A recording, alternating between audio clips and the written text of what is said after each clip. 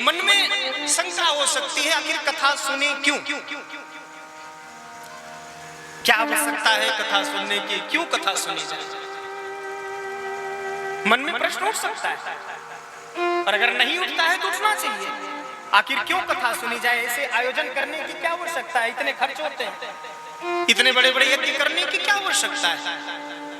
मन में प्रश्न उठ सकता है, और अगर नहीं उठता तो उठना चाहिए। आखिर हम ऐसे आयोजन क्यों करें? हम ऐसी कथाएं क्यों सुने? तो मैं निवेदन करूंगा, आज ऐसे आयोजनों की आवश्यकता क्यों है? प्रथम मैं निवेदन करूं तो आज विज्ञान ने बहुत उन्नति की। आज हम हर चीज, हर वस्तु बचाने का प्रयत्न करते हैं, संसार की हर भौतिक वस्तु बचाने का प्रयत्न करते हैं। सुबह सब्जी बनाते हैं तो कोशिश करते हैं अगर थोड़ी सी सब्जी बच जाए, है ना?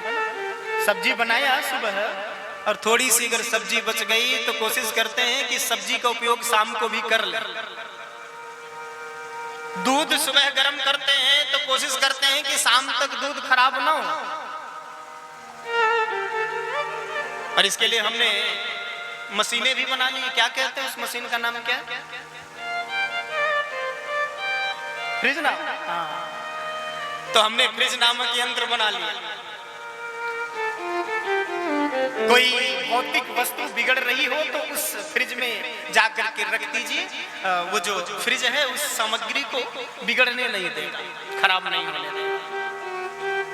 संसार की भौतिक वस्तुओं को बचाने के लिए तो हमने यंत्र बना लिए, लेकिन जरा हृदय पर हाथ रख करके बताना, कोई व्यक्ति बिगड़ रहा हो और क्या हमने ऐसी कोई मशीन बनाई कि उस व्यक्ति को उस मशीन में डाल दिया जाए, वो संवर जाए? ऐसी कोई मशीन है?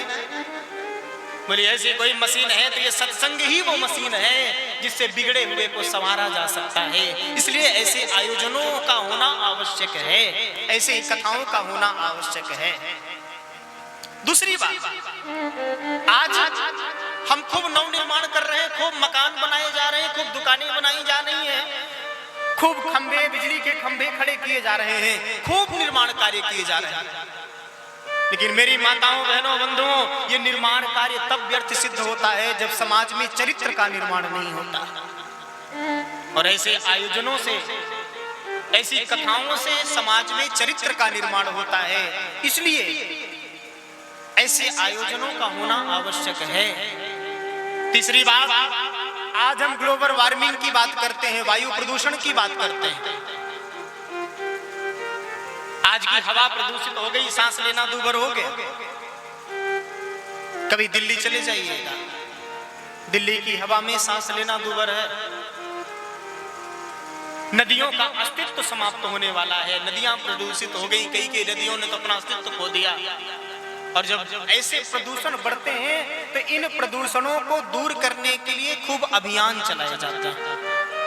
गंगा को प्रदूषण मुक्त करो, यमुना को प्रदूषण मुक्त करो।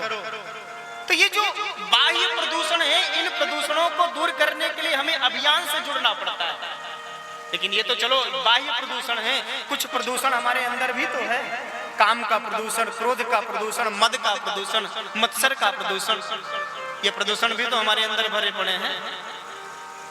बोले बाहर के प्रदूषणों को दूर करने के लिए हमें अभियान से जुड़ना पड़ता है, लेकिन हमारे अंदर के प्रदूषण को दूर करने के लिए हमें भगवान से जुड़ना पड़ता है।